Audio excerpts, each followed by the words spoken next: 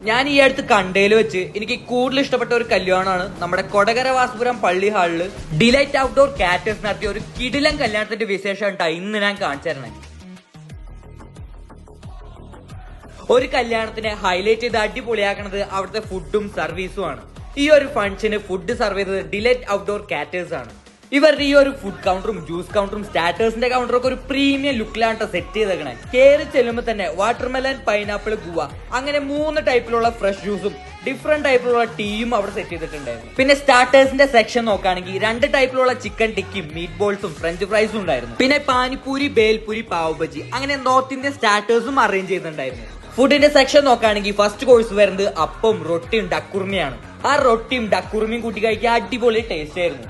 Second course ആയിട്ടുണ്ടായത് ചോറും മീൻകറിയും chicken കൊണ്ടാട്ടവും beef കോക്കനട്ടും ആണ്. ഞാൻ ആദ്യം കഴിച്ചു നോക്കിയത് ചോറും മീൻകറി ആയിരുന്നു. ആ കുറുകിയ മീൻകറി ചോറി കൂട്ടി കഴിക്കാൻ കിടിലൻ ടേസ്റ്റ് ആയിരുന്നു. മീൻകറിയിലെ മീനൊക്കെ വെൽ കുക്ക്ഡ് ആയിരുന്നു. അത് കഴിഞ്ഞ് ബീഫ് കോക്കനട്ട് ആണ് കഴിച്ചു നോക്കിയത്. ആ ചോറും മീൻകറിയും ബീഫ് കോക്കനട്ട് കൂട്ടി കഴിക്കാൻ ഒരു രക്ഷയില്ലാത്ത ടേസ്റ്റ് ആയിരുന്നു. പിന്നെ ചിക്കൻ കൊണ്ടാട്ടാണ് കഴിച്ചു നോക്കിയത്. അതും നല്ല ടേസ്റ്റ് ഉണ്ടായിരുന്നു. കഴിച്ചു തുടങ്ങിയ കഴിച്ചോണ്ടേയിരിക്കും.